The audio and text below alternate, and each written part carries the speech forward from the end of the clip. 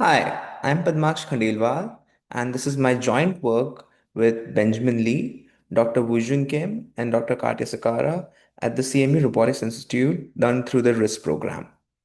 My project is about a specific failure mode in ad hoc teamwork, which is what happens when your teammate isn't very good and your agent just adapts to that. So instead of trying to fix it. Ad hoc teaming and zero shot coordination are usually framed as, can your agent cooperate with a brand new teammate it's never trained with before? And the standard answer is to make the agent as adaptive as possible.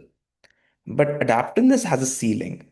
If your teammate is suboptimal, which is like it plays a bad strategy or has a wrong idea of what the team is even trying to do, a purely adaptive agent will just adapt to that suboptimality and it won't push back.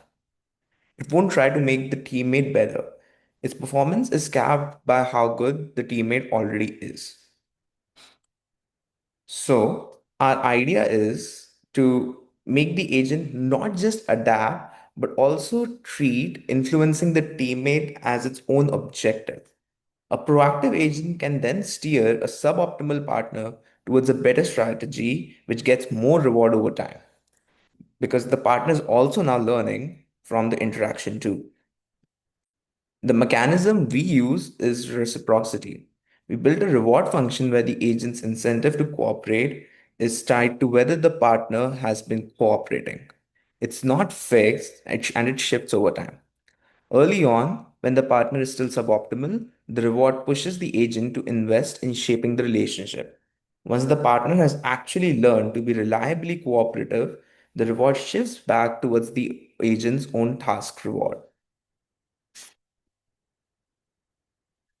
Concretely, the reward has two terms: an influence term, which forces the influencer to cooperate, weighted by how aligned the partner's recent behavior has been, and the standard environmental reward term.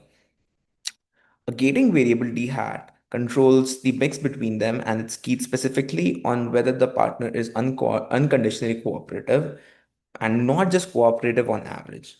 That distinction turned out to matter a lot for me for making sure the agent doesn't stop shaping too early.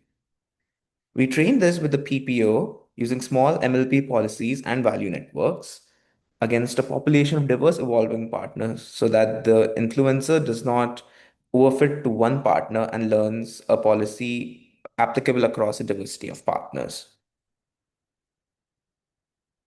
The figure here shows what this looks like.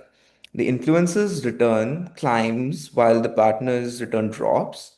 That's the shape then exploit dynamic. The agent invests early to pull the partner towards cooperation, then benefits from that once the partner is reliably cooperating.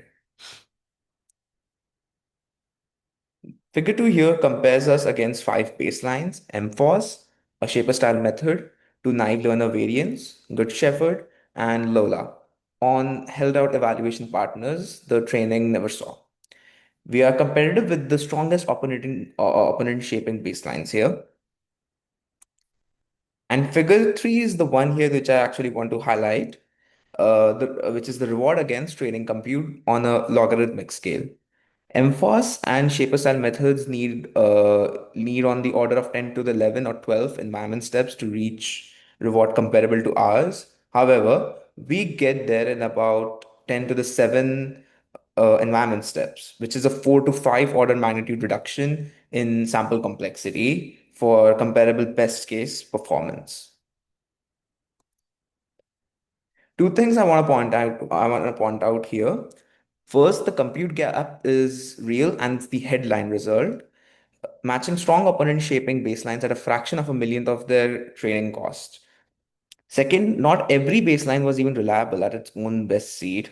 Good Shepherd and Lola both collapsed into mutual defection on a meaningful fraction of partners, up to 27% for Lola, where ours never did. This isn't just that our method is faster, it's also much more consistent. Now, going forward, we want to understand why the evolution strategy baselines show that seed to seed instability push this into richer and more adversarial environments, and see how reciprocity based shaping compares directly to other opponent shaping approaches like Lola, MFOS on equal footing. And that was all for my presentation. Thank you for listening, and goodbye.